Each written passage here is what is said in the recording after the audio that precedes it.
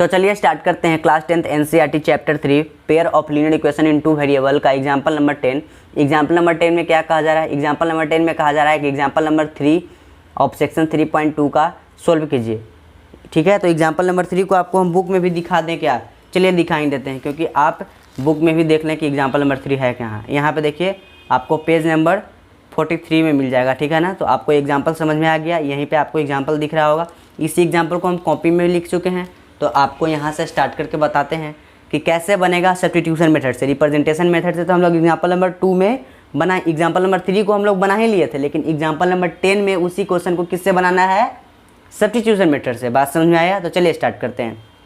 देखिए सबसे पहले हम बोले थे ना आपको कि इक्वेशन में जो बुक में देता है या फिर कहीं भी क्वेश्चन में मिलेगा, आपको इक्वेशन नंबर 1 और 2 करके नहीं देगा, हम लोगों को करना पड़ता है। जैसे कि ये इक्वेशन 1 और 2 हम लोग किए ना, 1 और 2, इसी प्रकार से हम लोगों को करना होता है। ठीक है, तो यहाँ पे लिखिए late x + 2y - 4 = 0 equation number 1। ठीक है, और इसी को सोल्व कर देते हैं। x + 2y = 4, इस प्रकार से ये हमारा क्या हो गया? Equation number 1। बात समझ में आ रहा है? चलिए, एंड 2x + 4y = 0, ये क्या हुआ? इक्वेशन नंबर 2 मान लेते हैं इसको। इतना बात समझ में आया? मतलब लेट कर लें कि इक्वेशन नंबर 1 ये है, इक्वेशन नंबर 2 है। तो हम लोग लेट क्यों किए? बिना लेट किए नहीं बना सकते हैं, बना सकते हैं, लेकिन लेट करेंगे तभी तो बताएंगे कि हम किस इक्वेशन का काम कर रहे हैं। हम अगर बुलाते हैं ए सुनो सुनो ऐसे करते हैं तो कौन मेरे पास आएगा? अगर हम बोलते हैं किसी का नाम लेकर के कि रोहित इधर सुनो, किसी का भी नाम लेते हैं, XYZ किसी का भी नाम लेते हैं, तो वो आदमी मेरे पास आ सकता है, वो लड़का मेरे पास आएगा। ठीक है, लेकिन हम ए करेंगे सुनो सुनो मेरे पास सुनो, तो कौन आएगा मेरे पास? कोई नहीं आएगा। इसी प्रकार से हम लोग सोल्व तो कर लेंगे, हम किसी को बुला तो ज़रूर रहे हैं, लेकिन किसी का नाम लेकर नहीं बुला रहे हैं। कौन आ जाएगा इसका भी कोई गारंटी नहीं है, कोई आकर के 2 थप्पड़ मार भी देगा कि क्यों हल्ला कर रहा है ना। तो इसी प्रकार से हम यहाँ सोल्व तो कर लेंगे, लेकिन हम इसको आइडेंटिफाई नहीं कर पाएंगे कि हम किस इक्वेशन का काम कर रहे हैं। आंसर भी सही आ जाएगा, है ना, लेकिन चेक करने वाला सोचेगा कि आखिर कैसे इसको ऐसे लिख दिया। आप तो बता देंगे, लेकिन एग्जाम में जहाँ कॉपी चेक होगा आप वहाँ पे बता नहीं जाइएगा क्या कि हम इसको ऐसे बनाए थे। नहीं, इसलिए एग्जाम्पल इक्वेशन को 1 और 2 मान लेते हैं। ठीक है, जितना इक्वेशन आएगा उतना मानते हैं, जैसे जैसे आएगा हम बताते जाएंगे क्या करना है। चलिए स्टार्ट करते हैं। आपको कौन सा इक्वेशन देखने में इजी लग रहा है? फर्स्ट वाला ना, x + 2y = 4 है ना। तो यहाँ पे लिखिए फ्रॉम इक्वेशन 1, फ्रॉम इक्वेशन 1। बात समझ में आया? तो इक्वेशन 1 लिखे हैं, तो इक्वेशन नंबर 1 को यहाँ पे लिखिए x + 2y = 4। हम क्यों लिखे इक्वेशन नंबर 1 को? क्योंकि हम किसी एक वेरिएबल का वैल्यू निकालना चाहते हैं। ठीक है, समझ में आ रहा है बात? तो यहाँ पे एक किसी भी x, तो हम यहाँ पे चाह रहे हैं कि x का वैल्यू निकालना है। ठीक है ना, तो हम यहाँ पे x का वैल्यू निकाल रहे हैं, तो 4 - 2y आ गया, x का वैल्यू आया ना। तो ये इक्वेशन नंबर 3 आ गया। इक्वेशन नंबर 3 कहाँ से आया? इक्वेशन नंबर 1 से। तो इक्वेशन नंबर 1 को छोड़ देंगे और इक्वेशन नंबर 2 में इसी वैल्यू को पुट कर देंगे। जो x का वैल्यू आया है इक्वेशन नंबर 2 में पुट कर देंगे। क्यों? क्योंकि इक्वेशन नंबर 1 से हम लोग x का वैल्यू निकालें, तो इक्वेशन नंबर 2 में उसी x को पुट कर देंगे। क्यों पुट करेंगे? उसका फायदा आएगा, y का वैल्यू दे देगा। चलिए पुट करते हैं। पुटिंग दी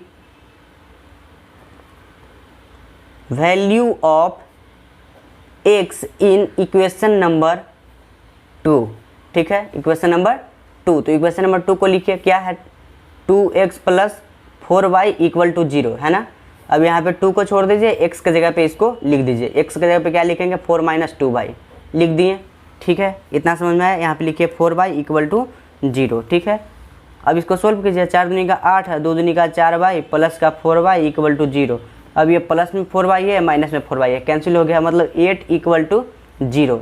अब बताइए कभी भी पॉसिबल है क्या? कभी भी पॉसिबल है? मतलब 8 हम बोलेंगे 8 रुपया 0 रुपया के इक्वल है, पॉसिबल है? नहीं ना है पॉसिबल। तो यहाँ पे नॉट इक्वल टू हो जाएगा ना, मतलब ये स्टेटमेंट ही गलत है। जो यहाँ पे स्टेटमेंट इक्वल टू आया है, यहाँ पे लिखेंगे this statement is false, this statement is false. समझ में आया? Hence these equations have no any solution. मतलब इसका कोई भी सोल्यूशन नहीं है। जब इसका स्टेटमेंट ही गलत है तो इसका सोल्यूशन क्या दें? बात समझ में आया ना।